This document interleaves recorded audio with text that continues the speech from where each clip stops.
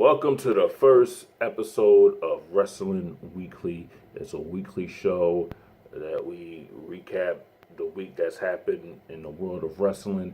This is something that I wanted to do for a long time, but I've never gotten a chance to really sit here and do it.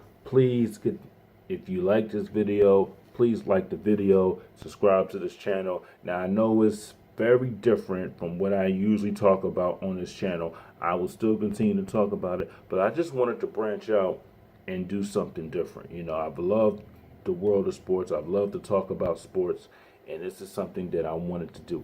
I will still talk about the other stuff that goes on, social justice, the inequality, the injustice that's going on in there. I will still talk about that because I believe that's important, but I wanted to change up, talk about, what's going on in the world of wrestling. I know a lot of talk is about Dean Ambrose did a shoot interview with Vince McMahon, and Dean Ambrose had a lot to say about Vince McMahon, and I'm going to reveal what he had to say in a recent interview on the Chris Jericho, Talk is Jericho podcast. Okay, so Jon Moxley, former WWE superstar Dean Ambrose, was on the Talk is Jericho podcast, in which he details his creative frustrations with Vince McMahon and WWE. Jon Moxley opened up in this interview by confirming his gratitude for 8 years he spent with the WWE, not least of all the meeting his wife, Raw announcer Renee Young.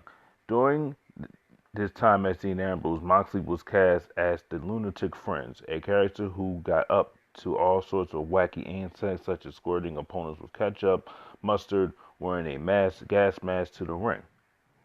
And Moxley described several incidents in which he was presented with scripts and wanted to change details and toilet humor, which usually ended up with him having to see Vince McMahon personally to try to get promos changed.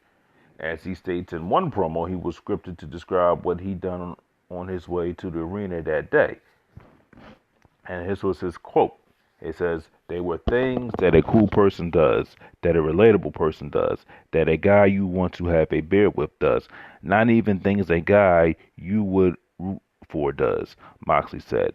"There were things that an idiot would do, things along the lines of driving backwards on a street on a unicycle." And Vince McMahon will go on to say, "This is you. This is such a good ass. This is what makes you." Moxley then stated that, "So I'm an idiot." As Ambrose, he always tried his best to make these crazy skits work. And he goes on and says, "I'll give my absolute best effort to make this good. If anybody can, it's me." But he goes on to describe the anxiety and depression he felt from having to battle with the creative team each Monday before Raw. Moxley recalls how he had to take a 30-second pause before going into McMahon's office for yet another meeting about script changes. And he goes on and quotes, "I remember physically leaning on a road case and just feeling like actual exhaustion, emotional, physical, mental exhaustion. Not so much because of that day, but because of 6 years of this. 6 years of having to go into this man's office, this old man, and try to explain him while wearing a surgical mask is a stupid idea, why carrying a little red wagon to the ring is a stupid idea, why maiming a mannequin in the ring is a stupid idea. I was done." While Moxley was out of action, first with his triceps tears and then a staph infection, he was making his mind about his future in WWE. And after years of being unhappy with his creative direction, he pitched McMahon plans for his eventual return at SummerSlam last year, but yet the plans were nixed and replaced with a lukewarm return, with him appearing in Seth Rollins' corner for the event. And he goes on and quotes, "I knew pretty much that I was gone in July of 2018. He almost walked out after disagreements over a now infamous backstage skit in which he received inoculations to protect him from diseased fans, but Moxley was determined not to quit, asked for his release or get fired. And he goes on and quotes, "I just rather not do business like that if I don't have to. My wife works there, and it would be unfair to put her in a position of any awkwardness." Moxley told Jericho, who is now one of the faces of All Elite Wrestling. And then after his heel turn with last year to turn to Seth Rollins last year, which happened the same night Roman Reigns announced he was receiving treatment for leukemia, Ambrose was scripted to make controversial comments mocking Reigns' cancer diagnosis. Now that to me, that is, now I know they did that in the Attitude Era, and it's pretty different now. But you don't mock somebody that's going through a life battle disease. You just wouldn't do that. You just there's certain lines you don't cross. You just don't do that. And I think that Ambrose had every right to feel a certain type of way of not going there with that. Continuing, he said the first time he raised concern about the lines, McMahon talked him into thinking it was a good idea. He recalls that McMahon told him, "But Roman's part of the story. We've got to make sure he's still included. You turn on him and Seth." Moxley said, he says it in a kind of in an innocuous way where it kind of didn't seem so bad. Basically, he gave me the Vince Jedi mind trick. But when Moxley delivered the promo in the ring, he knew it was a mistake. As soon as that line left my mouth, I thought, "Oh my God, I can't believe I just said that." In another promo, a scripted line about Reigns' cancer was so offensive that he point blank refused to say it and wouldn't even repeat the line in Chris Jericho's podcast. He believes that the line would have gotten somebody fired, possibly himself, and lost a lot of WWE sponsors, which WWE is part of the Make-A-Wish Foundation. And he goes on to say, "I don't know who wrote it. I don't know if it was Vince himself. If it was a writer and you're listening right now, you should be ashamed of yourself. If I said it, it would have been on me, not Vince." And as soon as word leaked that Dean Ambrose was leaving WWE, rumors began circulating that he would resurface in AEW as Jon Moxley. But he denies that AEW prompted him to make a decision. He was leaving WWE, whatever happened. And he goes on and quotes, "Everybody wants the Monday Night War back. My leaving WWE exists outside of that. Whether AEW exists or not, I was leaving WWE. If there were no other promotions to work for in the world, I would still have left WWE. If there were no other wrestlers, I had started my own promotion, started my own training school, and trained my own opponents. I would have reseeded the wrestling business from scratch if I had to." Moxley was especially frustrated with the bureaucratic red tape of the creative process and meetings, a system he admits he doesn't understand. And he goes on to say the WWE creative process sucks. It does not work. I've said that to Vince. I've said that to Hunter. I've said it to Michael Hayes. I can't even tell you how their system works. It's killing the company. I think Vince is the problem. If I have a goal with AEW, is that we can prove that Vince's way sucks. And this is not what I'm going to focus on because it's not about competing with WWE. We are just going to go over there and putting on our best product. If a byproduct of that is that it pushes WWE to reevaluate their creative process, not that Vince is going to step aside. We all know he's going to die in a chair, but maybe he'll listen to somebody else's idea. Maybe he'll be open to doing it a different way.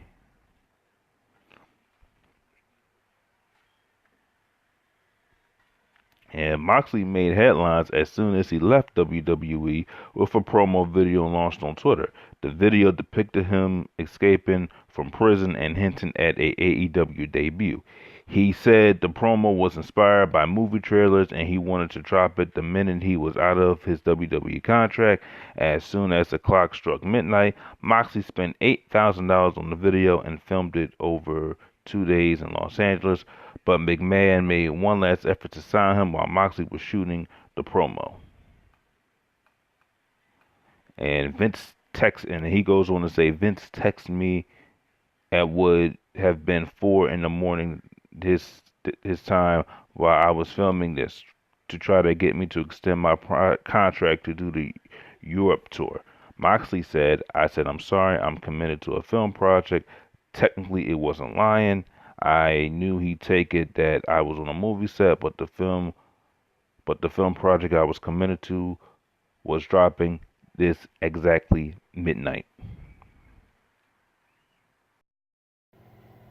So it has been reported that Sasha Banks and Vince McMahon has been in conversation. Sasha Banks has been recently frustrated with the direction he has been going in WWE. She has not appeared on TV since WrestleMania 35. Here is more with an article on Vince McMahon and Sasha Banks. The Sasha Banks saga continues. Banks hasn't been seen in WWE since WrestleMania, although she was recently spotted doing some work for their WWE 2K20 video game. She apparently wasn't thrilled that after she and Bayley had put so much of themselves into building up the idea of WWE Women's Tag Team titles, they were quickly booked to drop the titles to the Iconics and were then going to be split up. After we all split up a couple of days wondering what was going on, it was reported that she'd actually tried to quit the company at Mania. Bayley has since won the Women's Money in the Bank ladder match and cashed it in to become the SmackDown Women's Champion, while Sasha has been seen posting things for her fans to interpret on social media.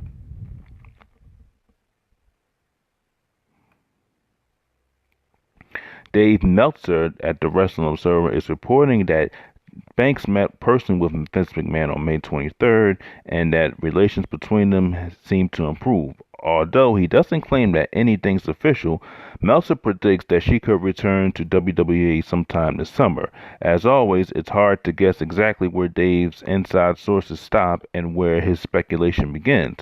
But after hearing so many stories about how well meeting with Vince worked out for Jon Moxley, I believe things have gotten better for Sasha when she's back on TV, getting time and winning matches. So Sasha Banks has, she left WWE after WrestleMania. Her and Bayley dropped the tag team titles, and really Bayley has not had a huge championship run. Any championships that she has won, she has not really had that big of a run. It was reported that Banks would quit and join AEW. And see, this is the problem with WWE and their creative team, and what Dean Ambrose, aka Jon Moxley, had with Vince is that Vince McMahon seems out of touch with reality. He wants to control everything. He wants to micromanage everything, and the Laxman has stated this before. If you go subscribe to his channel.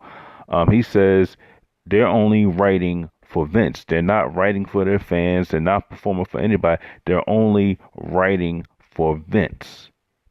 If it doesn't fit what Vince McMahon likes, Vince McMahon is going to change it. And the product has been so watered down lately. And back in the Attitude Era, you had a couple of writers. You have Vince Russo, Ed Ferrara. Now, Vince Russo has gotten a lot of flack, within a couple of years. But when Vince Russo started writing the shows, that's when WWE had its biggest ratings. Because regardless if you like Russo or not, you had to give him credit. Now, Vince McMahon wasn't micromanaging everything. He wasn't micromanaging that. He said, you know what, Vince, you're going to be the head of creative. You're going to be in control of creative. That's what you're going to do. Okay? You're the head of creative. All they had to do was, go to Vince for the approval. He approves it, and that's it. He didn't change anything. He gave Vince free will to do what he had to do, and the WWE started getting popular. The ratings start to go up. The Attitude Era happened. Nothing. I'm not saying the WWE has to go back to the Attitude Era. Then it's never going to be like that. It will never be like that. But you have to create better stories. And all this nonsense with this 3 hour Monday Night Raw, it needs to go. The 3 hour Raw needs to go. No one's going to sit in their home and watch a wrestling show for 3 hours. No, it needs to go. 2 hours was fine. You had 2 hours back in the Attitude Era. 2 hours Raw, 2 hours SmackDown, and you had your Sunday night heats, and you had your other shows with the recap shows. But all this 3 hour Raws and all that, it's too much, and especially if the product isn't good. What I would think that Sasha should do, she should cut her losses and leave the WWE. Because at some point you have to send a message. If these performers are not happy, look, I'm going to leave. I'm going to go somewhere else where I could, expand. I can be more creative. I can be yourself. And Vince McMahon is not allowing these performers to be themselves, and it is really frustrating a lot of WWE superstars. And finally, before we wrap up today's show, Triple H finally responds to Cody Rhodes. Now, Cody Rhodes kind of mocked Triple H during his entrance at AEW's Double or Nothing. I want you to go ahead and check out this article, and I will come back and wrap it up.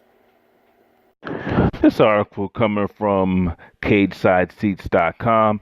Triple H responds to Cody Rhodes' throne smashing, kind of. It says, "This is starting to feel like a war, unless it isn't. One thing for sure, pro wrestling fans and people in general love to pick sides on any given issue.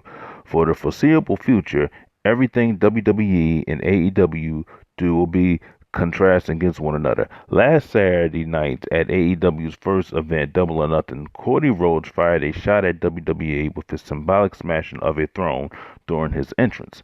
After the event, Rhodes said he wasn't necessarily taking a shot at Triple H, but didn't seem to mind if fans interpreted the entrance that way. To the surprise of pretty much everyone, AEW name was name dropped on Monday Night Raw by Sami Zayn this past Monday. If the AEW line was scripted or it was just saying going rogue is still up for debate. Today, May 30th, on the media call for NXT TakeOver, Triple H was asked about WWE's rivalry with AEW. When asked directly, here's what Triple H said. "For me, I don't even think about it. I just want to put the best product put on the best product possible with this takeover. I'm focused on this Saturday's takeover and continue to grow the brand."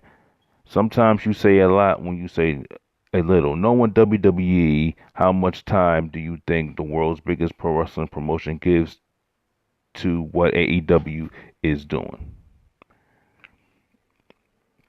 So at that point, Triple H, he didn't really say much about the situation. He said he's focusing on NXT's next big event. But, surely WWE has a lot to be concerned of because, AEW's pay-per-view was a success and everybody likes where the company is going. That's only their first show, and time will tell if AEW is going to do big things, but see it from his first show, it was definitely a success. The problem is, and Jim Ross is now with AEW. Jim Ross is talking about when he was with WWE, he was home all the time. Really didn't get much work. So Jim Ross is happy that he's with a company that, is going to allow him to do things, is going to allow him to travel, because, Jim Ross lost his wife a couple years ago in an accident.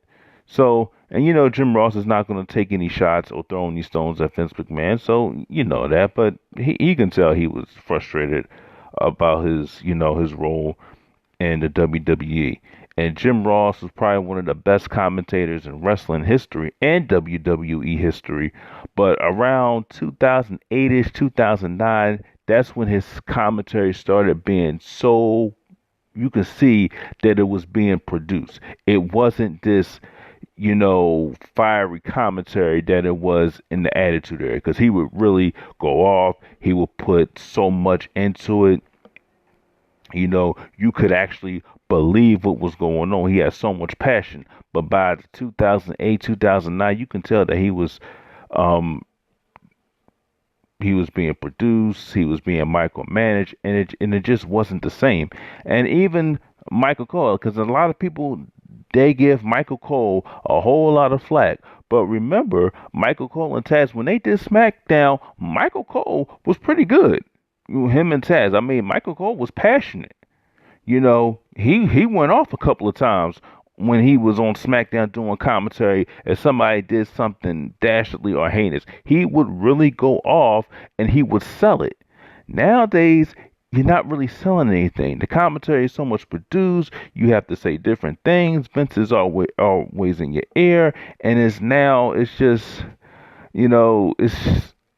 it's hard to watch. It really is. I want to thank everybody for watching and listening to this podcast, whether you're listening to it on Anchor or watching it on YouTube. Thanks. This is our first wrestling podcast. Stay tuned for another one that will drop next Friday. Stay tuned. We'll get more information of what's going on and everything else in the world of professional wrestling. So make sure you like the video. Make sure you share the video all over social media and subscribe to this YouTube channel.